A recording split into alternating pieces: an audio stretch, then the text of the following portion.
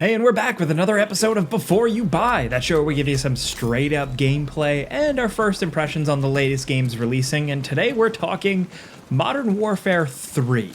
We're a little late on this, but before the rest of the game launches, here we are, talking specifically about the campaign. So, quickly following up last year's Modern Warfare 2 is this Modern Warfare 3 campaign, and we sometimes break campaign and multiplayer into separate videos if people are interested enough, and I'm usually the campaign guy, so yeah. I've played every Call of Duty campaign, good and bad, just because I like a nice, fun, bombastic adventure. I'm kind of casual with the multiplayer, but these campaigns always just kind of feel like big, silly action movies. Sometimes short, but sweet and full of action. Unfortunately, Modern Warfare 3 is really short and not really sweet, and not really full of any exciting action. It has a few moments here and there, but these moments feel out of place because the rest of it just feels so slapped together. It feels like a real low.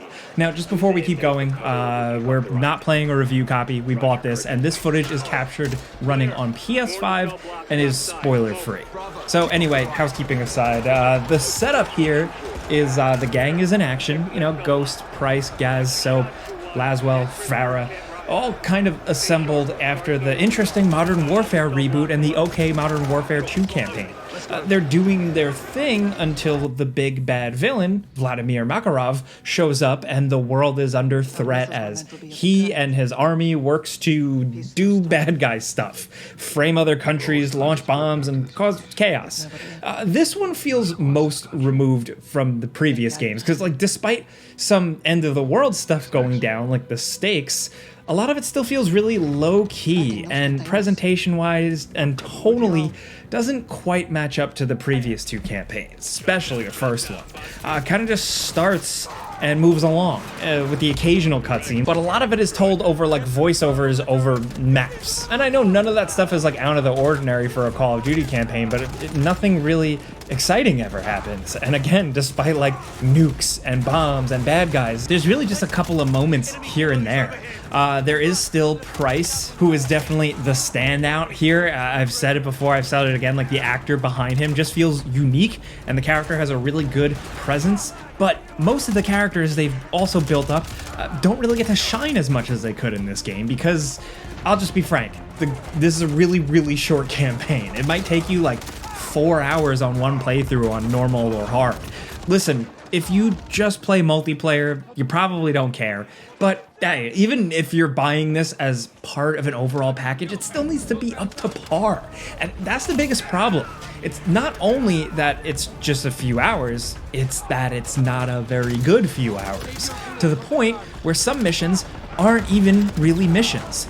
With good planned enemy encounters and scripted moments and interesting level design, all that stuff.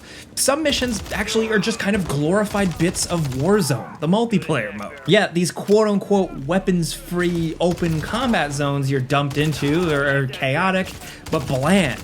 And you run around and you can find special crates to find rare weapons or other drops to change your operator loadout. Does that sound familiar? Yeah, it's Warzone. It has a couple of little stealth spins on it here and there, but yeah, ultimately a handful of missions in this campaign are just mini Warzone, which is what you'd get if you want to play multiplayer. And the problem with these big open-ended missions is that the enemy AI and encounters are just not exciting here as they are in the main normal thought out missions. The enemies are just kind of running around, running towards you, and it's fine, but just nowhere near as satisfying or fun or engaging as a standard classic Call of Duty mission.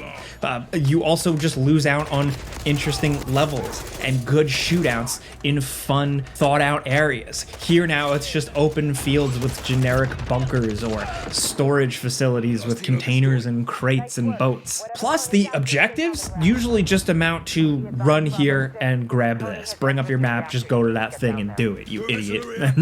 That's it, really. It might sound harsh, but again, if I wanted to play Warzone, I would just play Warzone. What makes it feel worse is that there is still genuinely good stuff tucked away in here. I still think that after building characters from the last 2 games, they would have done a little more with them here. But at the very least, a couple of cool moments, like this lethal chemical attack where you're running through an office building as it spews in through vents and under doors, and people are running around dying in front of you. They're trying to bust through doors and bust through glass just to survive and get away from the gas, all while you're running and fighting your way to get to an exit. It was short, brief, but still genuinely harrowing. Also, this game does kind of do a new spin on the controversial No Russian mission. You know, the airport civilian shooting from the original Modern Warfare series.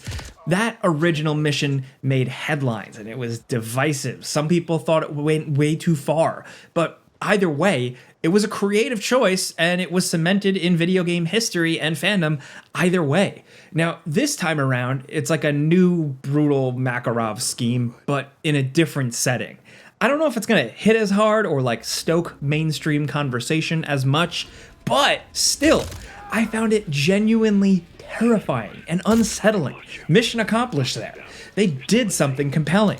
And Makarov himself is also compelling. He's a charismatic villain here. He doesn't get too much time, but there could be something there. Also, he looks like Gary Vee, and that's kind of funny. But still, with this game, it only feels like one major thing happens and then it ends on a cliffhanger. This is gonna sound harsh, but playing it kind of really felt like this was just made out of obligation. A placeholder just to keep the brand going or serve as like a special box checked for me to just re-download the massive, obnoxious file size Modern Warfare to then just kind of get a bunch of pop-ups for season passes and Warzone ads as soon as I even fire the game up. Now listen, I know I am not the target demographic for most of this package. And again, we haven't talked about the multiplayer and all the other stuff, but we're talking campaign here today. You know, I haven't been hardcore into Call of Duty multiplayer since like the original Modern Warfare, but still, I think most Call of Duty campaigns have something of merit. You know, a fun, silly little adventure, and it feels like they finally cast single-player adventure content to the side here, or at least are just kind of limping it along half alive, because there are these sprinkles of these creative moments. Makarov being a little scary, you know, the new No Russian incident, a couple little encounters here and there, Price still just kind of being a badass. There is some stuff here, but it feels like the team wasn't given enough time or budget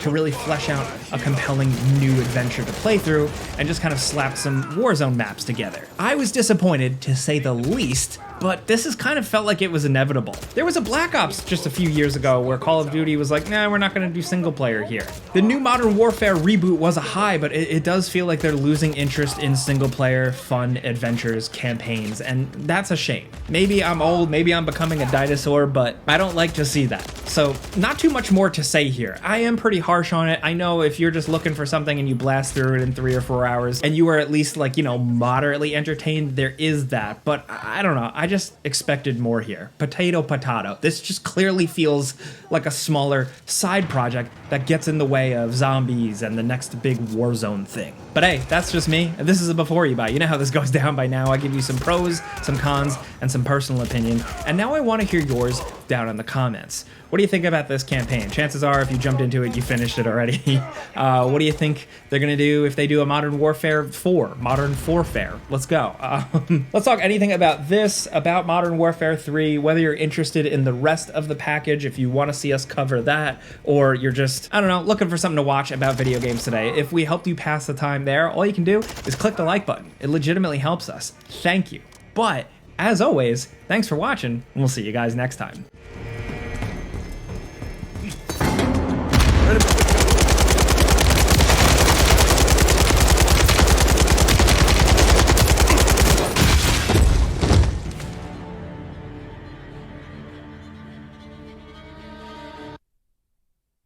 Will you be?